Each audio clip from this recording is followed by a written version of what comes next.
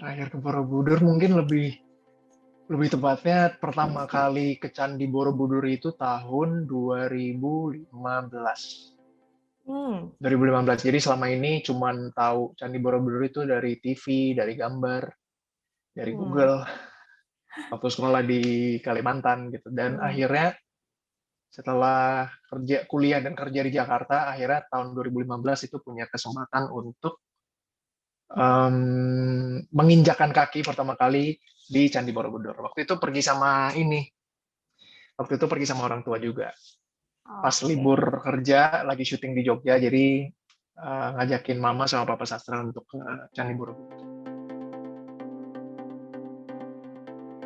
Hal yang paling berkesan pertama pasti, maksudnya ngelihat secara fisik, secara langsung tuh, wow, megah sekali ya di Borobudur gitu. Ternyata Yes. gede banget gitu.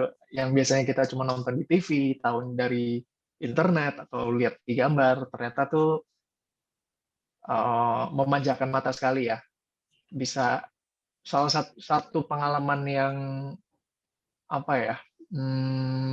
Mungkin kalau misalnya dilihat secara fisik kan megah banget, tapi secara apa ya? Secara hati tuh kayak senang banget. Akhirnya bisa kesampaian juga gitu untuk menginjakan kaki di Candi Borobudur.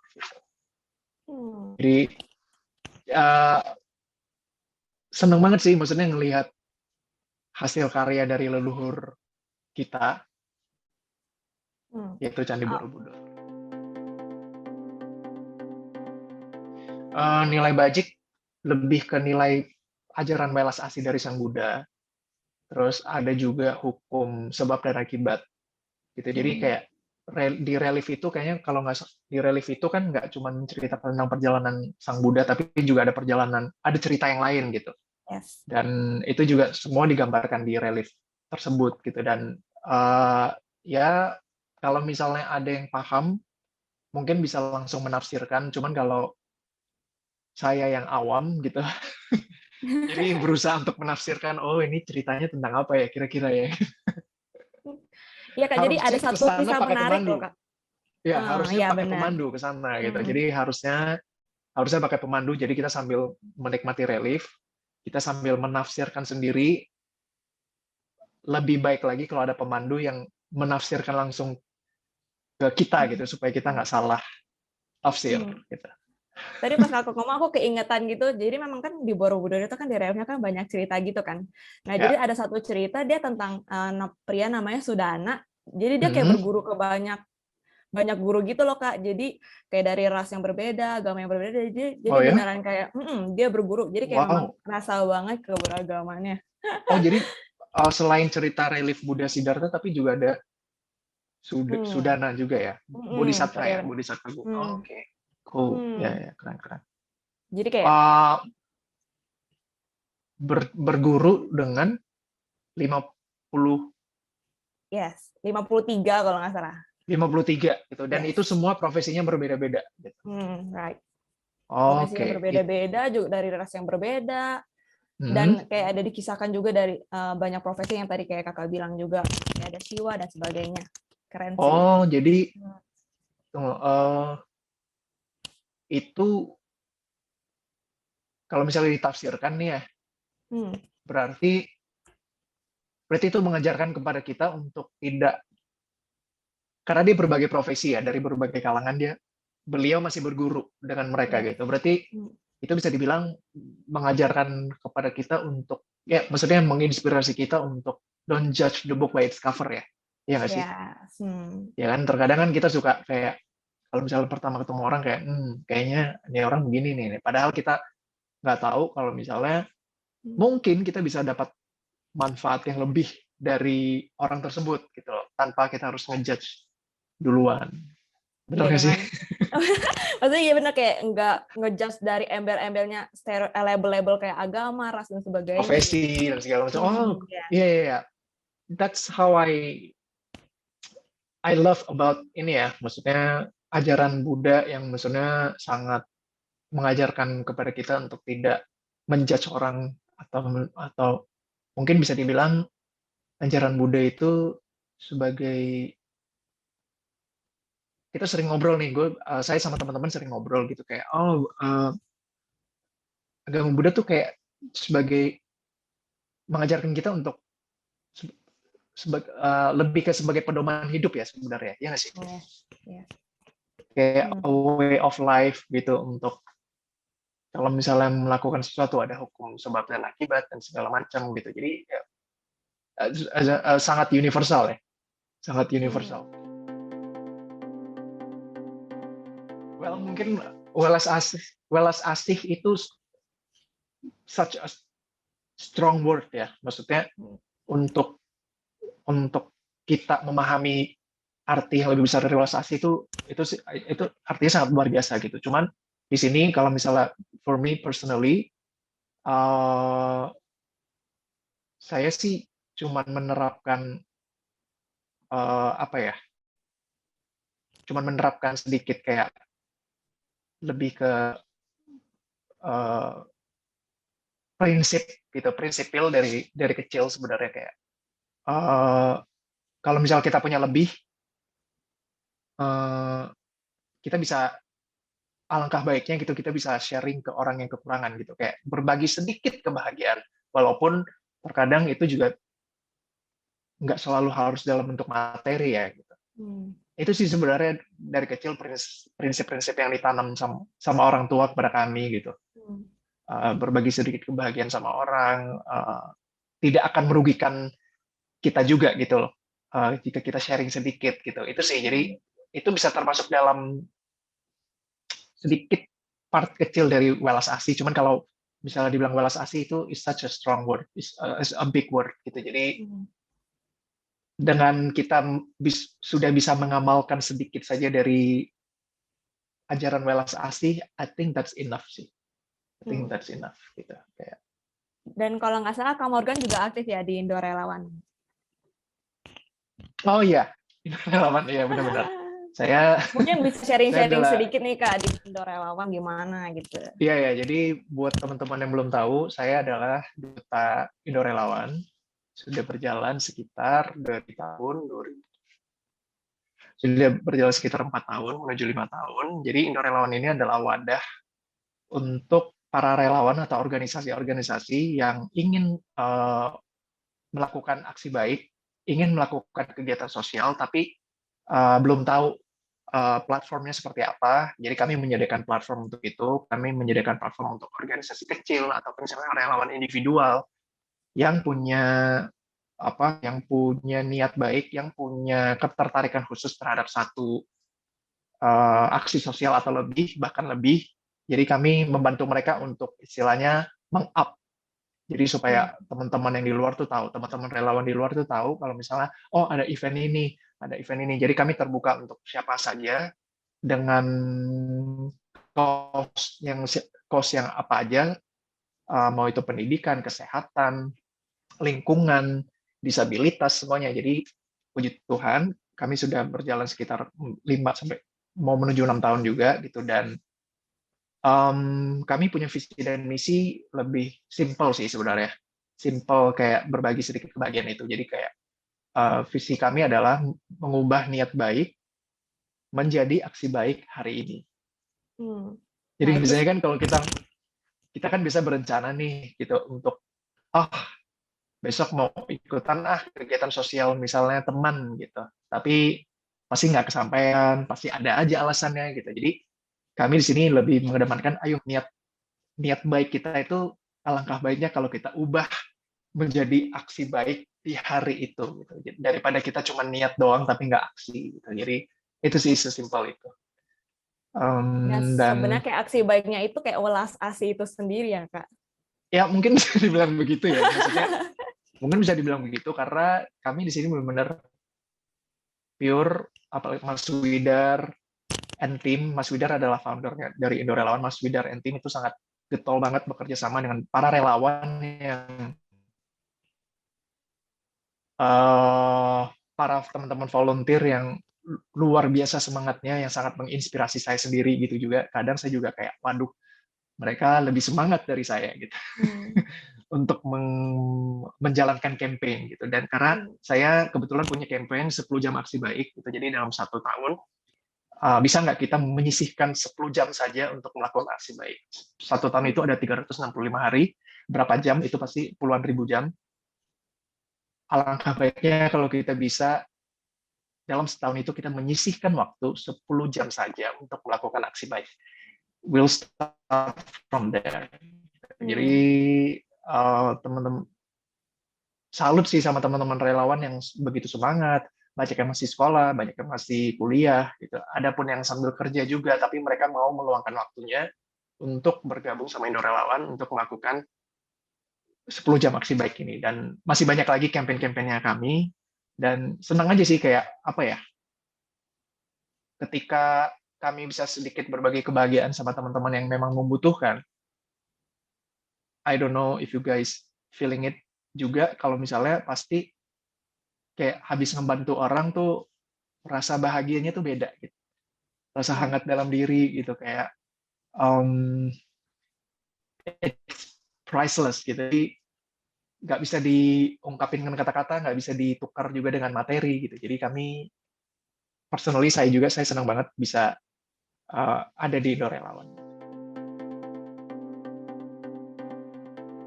Mungkin aksi baik pertama ya, waktu kita launch kampanye 10 jam aksi baik ini, akhirnya aksi baik pertama kami di RSCM, itu di Rumah Sakit di Jakarta, kami bikin Superhero Day. Jadi kami mengunjungi anak-anak kanker.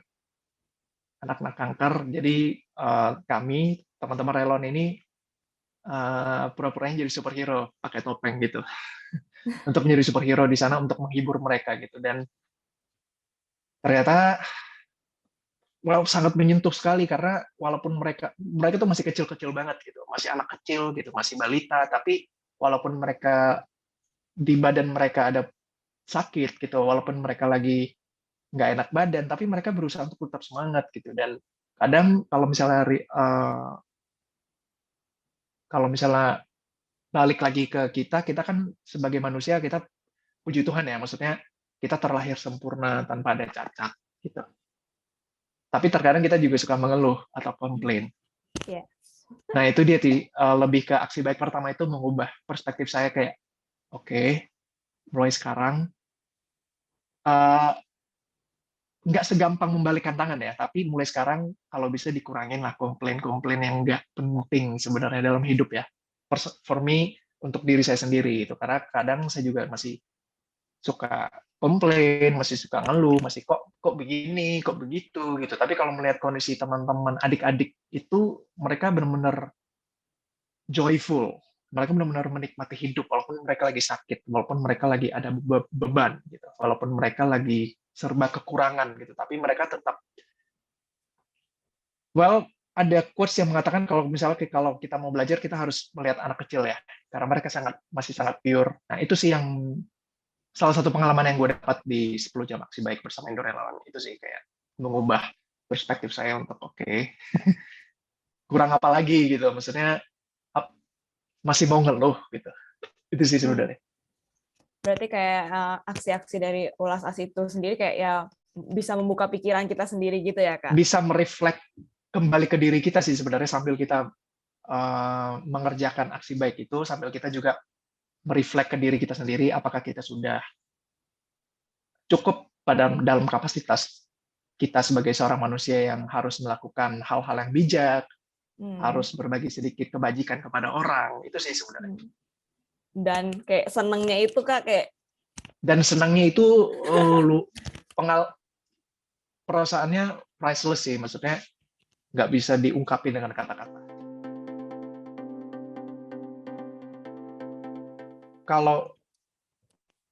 Kalau wajib itu, kalau wajib mungkin mereka akan kayak, biasa kalau anak muda mendengar kata wajib kan kayak gitu. Agak antipati ya. Tapi harus. Ya. Mungkin lebih ke harus sih. Lebih ke harus, karena kenapa? Karena Candi Borobudur ini ada di negara kita. Dan sebagai generasi muda, masa kita nggak tahu? Masa yang lebih tahu itu turis dari mancanegara atau arkeolog dari luar gitu, atau sejarawan atau budayawan dari luar gitu. Masa kita sendiri suka terkadang take things for granted gitu loh, kayak Candi Borobudur ada di sini, kita tinggal berangkat ke sana, maksudnya nilai sejarahnya juga sangat bagus gitu. Terlepas dari nilai agamisnya ya, tapi nilai historisnya juga sangat bagus buat kita sebagai anak muda Indonesia untuk bisa mengambil inspirasi sedikit dari sana. Mungkin kalau misalnya dibilang ada satu kata ya harus sih sebenarnya anak muda biar tahu gitu. Biar tahu aja dulu. Kalau misalnya Walas Asli kan sangat gede ya cakupannya, tapi kalau misalnya untuk kayak misalnya sedikit berbagi kebahagiaan sama orang, uh, berbagi sedikit kebahagiaan sama orang tidak akan merugikan kita gitu loh. Bisa membahagiakan orang dengan apa yang kita kasih atau apa yang kita kontribusi, itu mengajarkan kepada kita tuh sedikit enggak tuh lebih empati sama orang sebenarnya. Lebih tidak mementingkan ego. Itu sih yang kayaknya bisa diambil ya. Kalau dalam Walas Asli mungkin cakupannya gede sekali, tapi kalau misalnya dari pengalaman pribadi saya mungkin yang bisa saya share itu sih sebenarnya, dengan kita berempati, kita sedikit bisa lebih mementingkan kepentingan orang di atas kepentingan kita sendiri, ataupun misal kita sedikit berbagi kebahagiaan sama orang-orang yang lebih membutuhkan, kayaknya itu bagus juga buat kita secara apa ya, secara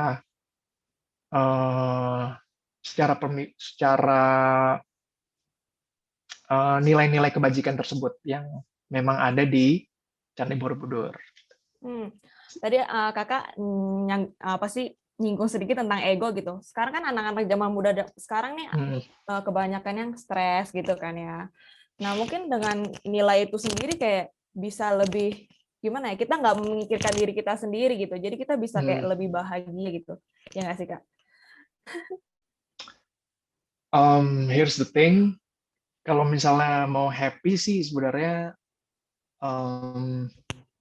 karena gini, anak muda zaman sekarang beda dengan anak muda zaman mungkin 1 dekade yang lalu, 20 tahun yang lalu, atau 30 tahun yang lalu. Masing-masing tuh punya plus minus masing-masing gitu. That's right. Kita sebagai generasi muda sekarang, kita tuh sangat terpapar sama teknologi yang semakin canggih. Yang which is waktu kita sangat banyak tersita sama waktu kita sendiri. Kalau ada orang bilang tuh kayak dulu zaman BBM tuh kita chatting, tapi kita lagi duduk di sebelah orang, tapi kita nggak ngobrol, tapi kita chatting sama. Jadi ngerti kan maksud saya gitu. Jadi karena kita sering terpapar sama teknologi, jadi makin lama tuh ego untuk diri sendiri itu makin gede, sehingga muncullah ekspektasi dalam hidup. Betul. Ekspektasi itulah yang bikin kita nggak bahagia. Dan saya dengan bangga bilang kalau misalnya makin kesini, semakin umur bertambah, bukan semakin tua ya, semakin dewasa. Siap. Semakin bertambahnya umur, saya makin mengurangi ekspektasi dalam hidup gitu. Karena saya sadar ternyata itulah yang bikin saya nggak bahagia selama ini. Jadi biasanya kan kalau misalnya ditanya, are you happy? Yes, I'm happy gitu. Tapi ternyata enggak sama sekali gitu. Happy apa? Apa yang bikin kita happy? Apa yang menghambat kita senang atau bahagia? Ternyata semakin bertambahnya umur yang saya bilang tadi, ternyata ekspektasi itulah yang menghambat kita untuk bahagia. Jadi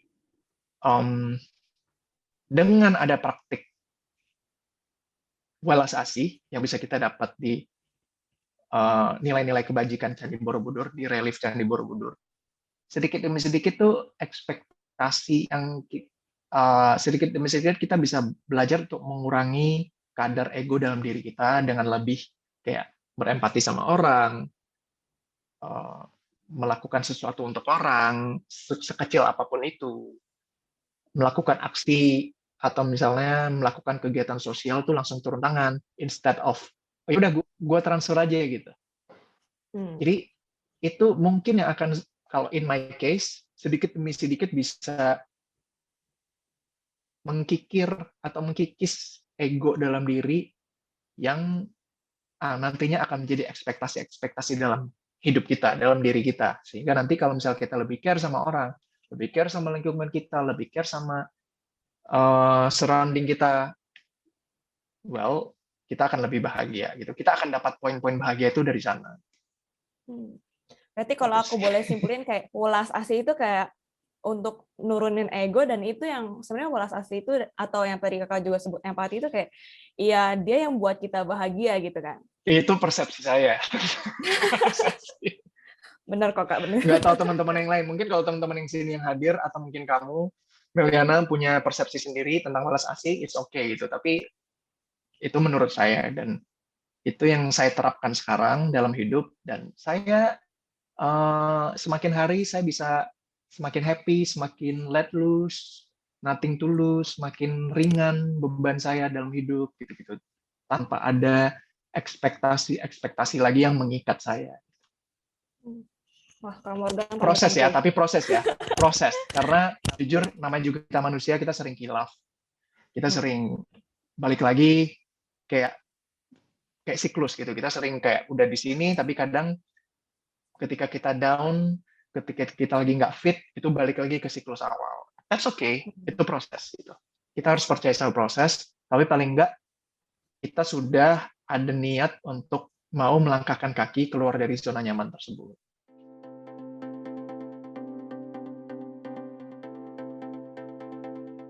Mungkin karena mereka merasa sejarah itu tua kali ya, tua atau misalnya kuno gitu. Tapi sebenarnya enggak gitu. Itu cuma perspektif dari mereka aja gitu. Karena mereka sibuknya mau main, sibuknya berkelana di dunia maya gitu. Sehingga mereka apatis, sehingga mereka tidak mau tahu tentang dunia luar, dunia sekelilingnya, apalagi sejarah.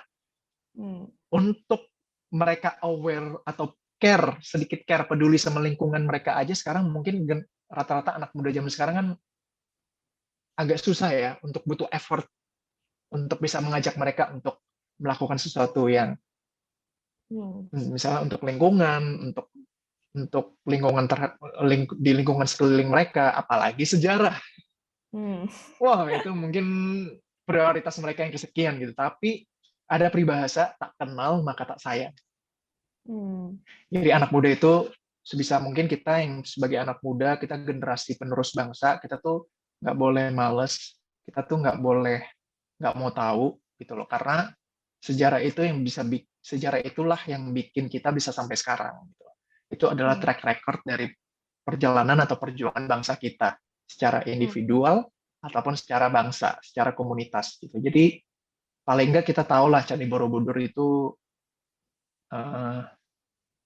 dibangunnya berapa tahun gitu, atau misalnya dinasti dulu apa, kalau saya belajar sejarah dulu Shailendra, bener nggak? Bener ya. Benar.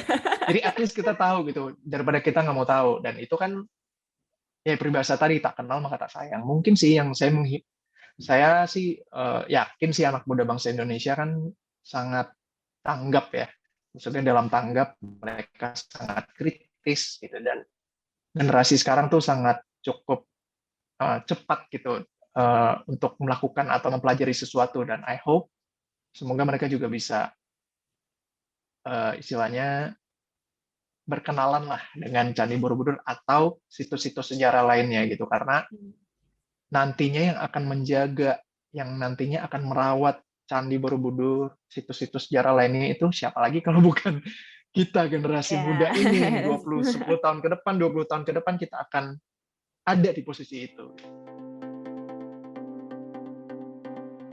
Jadi gini, Candi Borobudur itu kan bukan hanya rata-rata orang taunya itu tempat wisata, tempat turis. Tapi banyak yang nggak tahu itu juga tempat studi untuk para arkeolog, untuk sejarawan, budayawan, ataupun tempat belajarnya para biksu. Dan Candi Borobudur itu juga mungkin banyak yang nggak tahu ya, kayak mungkin tempat beribadah agama Buddha itu di vihara, tapi sebenarnya Candi Borobudur itu adalah salah satu tempat suci untuk agama Buddha gitu. Jadi paling enggak apa yang bisa kita lakukan sebagai anak muda ya, kita bisa rawat, kita bisa jaga aset negara ini sama-sama. Terlepas dari nilai historisnya, ataupun nilai agamisnya yang seperti saya bilang tadi, kalau bukan kita siapa lagi gitu. Mungkin bisa karena anak muda zaman sekarang tuh sangat into dunia maya gitu. Mungkin bisa memakai platform dunia maya gitu untuk mulai mempromosikan Candi Borobudur, tapi bukan cuma selfie di Candi Borobudur ya. Iya. Bukan cuma foto-foto datang, ya udah kita ke puncak kita foto habis itu pulang, enggak gitu. Tapi bisa dengan cara kita aktif mempromosikan dunia Borobudur itu melalui karya-karya mereka gitu. Apa aja kayak mungkin ada yang kayak misalnya ada yang sama seperti saya yang pertama kali ke Candi Borobudur terus mengalami suatu perasaan yang wow, megah sekali gitu dan bisa menuangkan perasaannya lewat tulisan mungkin atau misalnya mungkin orang-orang kalian bisa datang kayak anak muda lewat platform dunia maya mereka, platform sosial media mereka, mereka bisa bikin video atau mereka bisa bikin musik event ataupun campaign sosial untuk Candi Borobudur itu. Jadi mungkin ya, ini sama kayak ini nih, ada teman saya, salah satu contohnya Bude Novi, mungkin ada yang udah kenal di sini, atau ada yang belum kenal, bisa langsung follow Instagramnya. Bude Novi ini salah satu pecinta Candi Borobudur yang mempelajari nilai-nilai yang ada di Borobudur. Dan beliau tuh sempat, kalau misalnya Meliana tahu, beliau sempat bikin petisi terkait mengenai pemasangan catra atau payung yang seharusnya berada di puncak stupa utama Candi Borobudur. Yang mungkin sekarang bisa teman-teman lihat kalau misalnya di foto-foto di Google, kayaknya ada yang kurang gitu. Kayaknya ada yang missing. Something's missing there. Yes. Iya kan? Kalau misalnya dilihat di puncak Candi Borobudur tuh kayak ada yang kurang atap ya.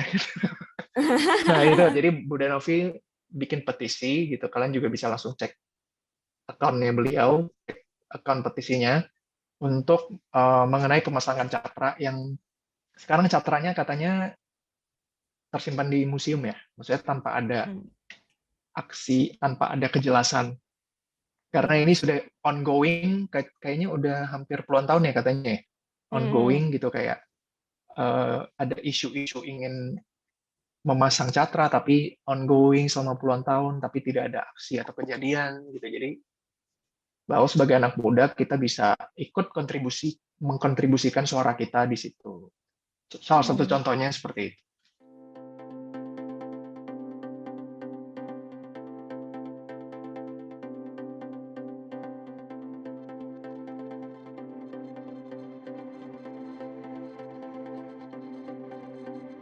Saya di sini kayak mewakili Menteri Kebudayaan gitu ya. Iya sih.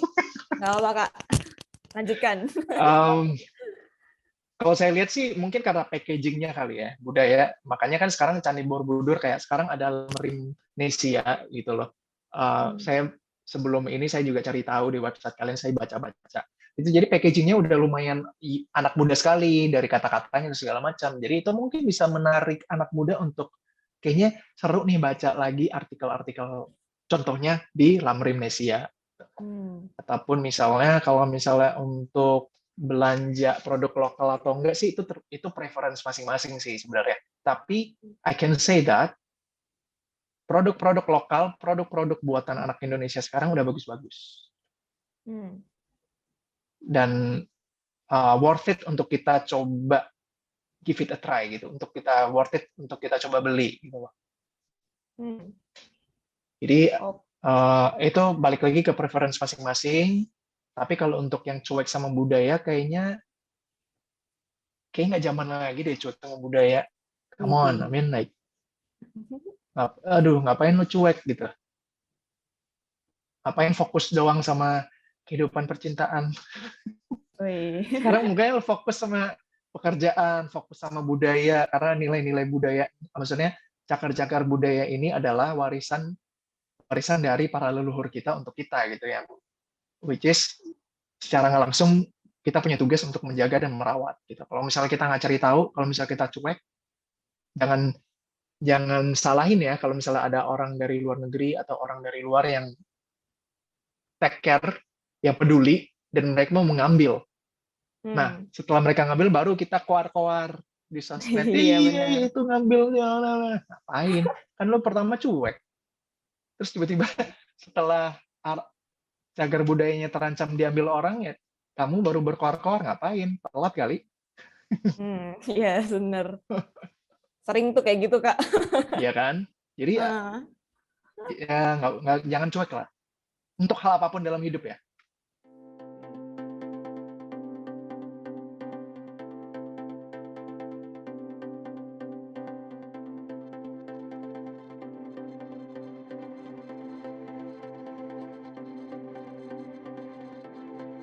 Makanya kita sebagai anak muda, kita harus menggunakan secara maksimal kekuatan kita di dunia maya ini untuk menginformasikan bahwa Candi Borobudur itu nggak cuman sebagai tempat pariwisata doang, tapi Candi Borobudur adalah tempat suci agama Buddha dunia. Gitu. Nggak cuman untuk orang Indonesia gitu, tapi untuk orang dunia. Kayak misal kita ke Vatikan, ataupun misalnya untuk yang beragama Muslim ke Mekah, itu kan tempat suci gitu loh, yang nilai sakralnya itu sangat tinggi. Gitu. Sama seperti Candi Borobudur, saya melihat itu juga punya potensi seperti itu untuk kedepannya gitu. Tapi kita sebagai anak muda, kita jangan cuek untuk menginformasikan. Jadi Candi Borobudur itu nggak cuman tempat pariwisata doang sebenarnya. Makanya, I hope kedepannya mungkin lebih banyak lagi pemandu-pemandu Candi Borobudur yang bisa memandu turis-turis yang datang untuk bilang kalau misalnya ini adalah tempat suci loh, dari cara berpakaian. Karena kan kalau misal kita ke Bali, ke Pura, itu kan di pintu depannya itu kan udah ada orang yang nyegat gitu loh. Udah ada peraturannya. Harus pakai pakaian yang sopan, harus pakai kain. Yes. Sedangkan mungkin di Candi Borobudur, mungkin nggak tahu ya, saya udah lama ke sana, mungkin belum apa ada nggak sih Ada sih, Kak, tapi ya regulasi-regulasi gitu, seperti itu, tapi ya harusnya lebih ditekankan di sana gitu, kayak yes. ya udah, emang ini selain tempat pariwisata, tapi ini juga adalah tempat suci untuk agama Buddha. Jadi sebisa mungkin yang datang ya harus benar-benar respect. Nah, dengan begitu nanti nilai sakralnya makin lama makin ada, pasti makin ada gitu. Dan sebisa mungkin ya ada pemandunya yang saya bilang tadi. Jadi biasanya kalau turis yang nggak tahu kan kita langsung naik ke atas tuh. Nah, mungkin pemandunya bisa kayak, ayo jalan muter dari bawah sampai atas gitu. Jadi itu sih kayak ya regulasi-regulasi yang bisa dibikin. Tapi untuk anak muda sebisa mungkin ya tugas kita untuk menginformasikan kepada orang-orang kalau misalnya Candi Borobudur itu ya sebagai tempat suci yang harus kita jaga dan kita rawat sama-sama. Baru nanti nilai sakralnya timbul. Oke, sip. Terima kasih, Kak. Kayaknya ini deh, kayaknya kalau Pura, kalau misalnya Vatikan atau misalnya let's say Pura itu kayaknya setiap hari ada upacara ya? Iya. Nah, kalau yang saya tahu di Candi Borobudur kayaknya setahun sekali cuma festival lampion doang. Betul. Kayaknya cuma Waisak doang, Kak. Kayak Waisak doang. Nah, jadi itu tuh mungkin orang-orang berpikir itu tempat pariwisata kali ya, karena memang nggak ada kegiatan apapun di sana yang melibatkan keagamaan gitu. Cuman festival lampion doang. Dan festival lampion juga kan ujung-ujungnya kan untuk selain berdoa di hari Waisak juga for entertainment kan, kayak melepas lampion dan segala macam gitu. Jadi, well, sebenarnya salah di kita juga sih. Iya. Oke, semoga. Tapi mungkin Menteri Agama yang bisa menjawab ini kayaknya. Hal-hal apa yang harus kita lakukan gitu. Bukan kapasitas saya untuk berbicara di sini.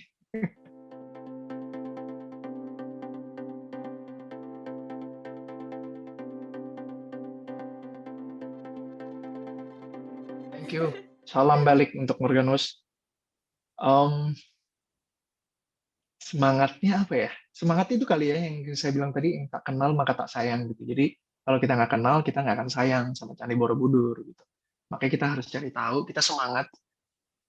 Harus mulai dari diri sendiri, kita harus cari tahu Candi Borobudur itu apa, Candi Borobudur itu seperti apa. apa nilai-nilai yang bisa kita pelajari di sana, bukan nilai-nilai kayak kalau misalnya dibilang nilai-nilai kebajikan kayak kayak anak muda kayak itu kayak belajar kali ya, tapi mungkin lebih ke tahu dulu apa itu Candi Borobudur, eh, kenapa ada Candi Borobudur, itu kan kayak rasa penasaran akan timbul kan, baru nanti pelan-pelan baru masuk ke oh ternyata Candi Borobudur itu setiap reliefnya tuh ada nilai-nilainya yang bisa kita praktikkan menjadi nilai kebajikan untuk diri sendiri sama untuk sesama. Itu sih, jadi kayak by proses, nggak bisa langsung semangat. Kita harus belajar Candi Borobudur, karena Candi Borobudur tuh punya nilai-nilai yang baik gitu loh. Jadi lebih ke mengenalkan dulu sih sebenarnya. Apa itu Candi Borobudur.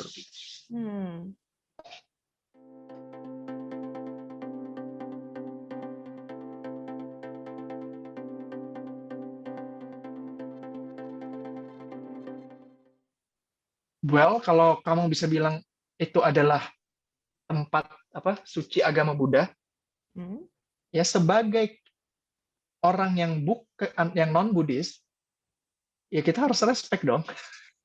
Yes. Bener gak sih? Apa yang harus kita lakukan ya kita harus menghormati. Kita harus mengikuti regulasi yang ada. Kita harus datang dengan pakaian yang sopan. Kita harus mengikuti aturan-aturan yang harus mengitari Candi Borobudur dari bawah sampai atas. Simpel itu sebenarnya. Kalau kamu bisa bilang tadi pertanyaannya sebagai tempat suci agama Buddha, tempat suci, berarti kamu udah tahu dong harus ngapain di tempat suci. Yes. Tapi kalau Ya kan kenyataannya nggak sih, mungkin begajulan ya di tempat suci begajulan. Tapi kalau udah sekarang kan Kak, kayak ada aja tuh yang manjat-manjat ke stupanya, ke atas cuma foto gitu kan. Kayaknya emang harus ada tindakan tindakan yang keras gitu. Maksudnya dari tim aparatnya, dari tim security Candi Borobudurnya gitu, kayak harus ditindak keras gitu, karena emang nggak boleh kan itu tempat suci gitu. Jangan cuma karena konten doang gitu, dan itu bukan tempat pariwisata tok gitu loh, itu adalah tempat suci untuk agama Buddha gitu. Oke. Sip. Jadi kita harus sebagai anak muda kita harus show some respect lah terhadap agama lain atau kepercayaan yang lain gitu.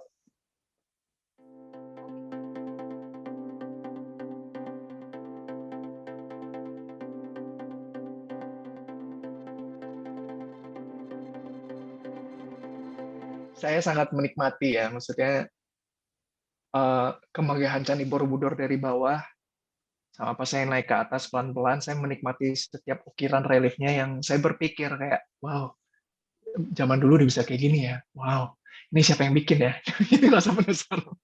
Rasa penasarannya itu ada, tapi kalau untuk ajaran Welas Asih yang saya tahu, bisa tangkap, karena saya tahu agama Buddha itu mengajarkan Welas Asih, jadi saya nggak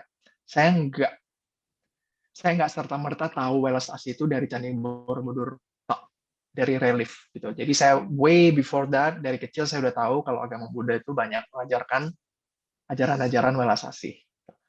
Dan ternyata setelah saya datang ke Candi Borobudur, it completes me. Karena saya akhirnya bisa secara fisik memegang relief-relief yang mungkin saya baca atau saya lihat di buku, di Google. Saya bisa tahu kalau misal, oh part ini adalah part misalnya Buddha Siddhartha menanggalkan seluruh kejayaannya gitu loh, untuk keluar dari kerajaannya. Jadi ada reliefnya gitu kan. Jadi saya kayak, gitu-gitu.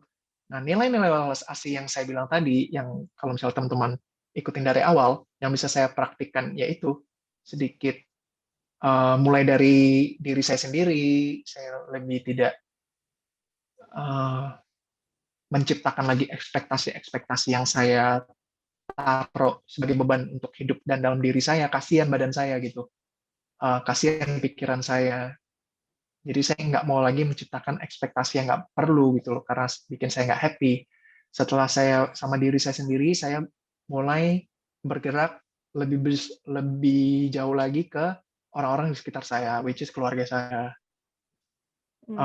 Habis itu dari keluarga, mungkin ke teman-teman saya, dan so on gitu. Makin gede, makin gede, makin gede. Tapi yang bisa saya bilang di sini adalah ada dua, berbagi sedikit kebahagiaan untuk orang yang membutuhkan itu nggak akan merugikan kita sama sekali. Kedua, marilah kita semangat untuk mengubah niat baik kita untuk menjadi aksi baik hari ini.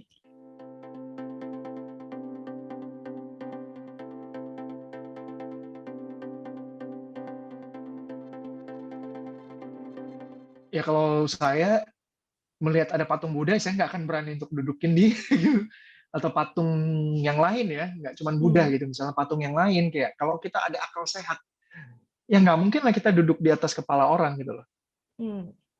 Yes. Kalau kita ada akal sehat gitu loh. Jadi itu orang-orang yang nggak penting aja sih, yang nggak ada akal sehatnya sih menurut saya, nggak bertanggung jawab gitu. Dan ya udahlah, nggak usah di iniin biar nanti dia merasakan sendiri. Cuman kalau untuk yang megang apa tadi stupa di dalam itu ya, di dalam stupa, saya jujur waktu itu saya nyoba juga dan susah banget. Dan saya nggak tahu sih, maksudnya apakah ada artinya sendiri atau enggak, saya juga nggak terlalu paham. Tapi mengenai orang yang duduk di stupa atau menduduk di kepala patung sih kayaknya nggak ada akal sehat sih, dan itu tindakan yang sangat-sangat bodoh aja.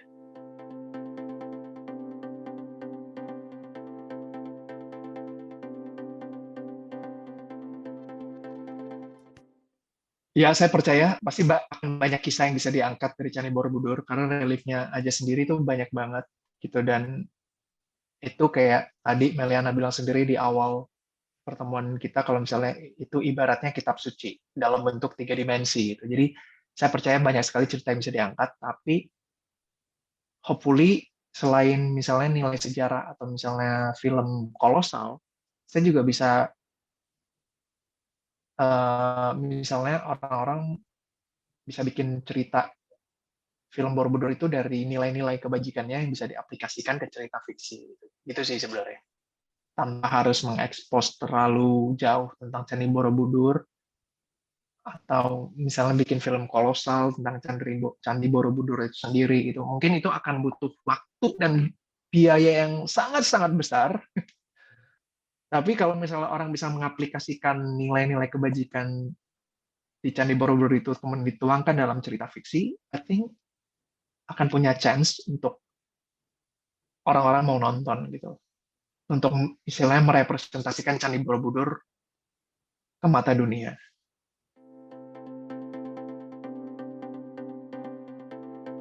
Mungkin aku kasih sebelumnya aku terima kasih dulu ke Kak Morgan, pemaparan yang sangat luar biasa. Mungkin aku kasih sedikit kesimpulan dari ngobrol-ngobrol santai kita hari ini. Yang seperti kita tahu sebenarnya Borobudur itu kayak memang dia megah bangunannya, relief-reliefnya luar biasa, tapi sebenarnya dia punya nilai filosofis, nilai fondasi yang luar biasa, yaitu welas asih dan keberagaman. Dan kayak mungkin kalau aku bisa tarik sedikit, ya itu merupakan kayak Borobudur kayak simbol dari Bhinneka Tunggal Ika itu sendiri nggak sih, Kak? Ya. Nah, terus ya karena dia nilainya universal, ya maupun apa sih umat Buddha ataupun bukan ya kayak boleh aja datang. Tapi tadi seperti yang kita udah ngobrol dengan Kak Morgan juga, kayak ya tetap harus mematuhi ya, karena mematuhi aturan ya, karena ya Borobudur itu sebenarnya tempat suci agama Buddha gitu. Terus kita juga kayak ya anak muda harus seperti Kak Morgan lah gitu kan, panutan kita semua ini yang ya bangga gitu dengan Borobudur, dengan nilai luhurnya gitu. Dan mari kita anak muda semua mungkin yang ada di ruangan ini ya melestarikan dan peduli terhadap Borobudur gitu, dengan nilai-nilai dan fondasi yang dimiliki oleh Borobudur gitu. Jadi beken bangunannya, beken juga nilai wajibnya gitu.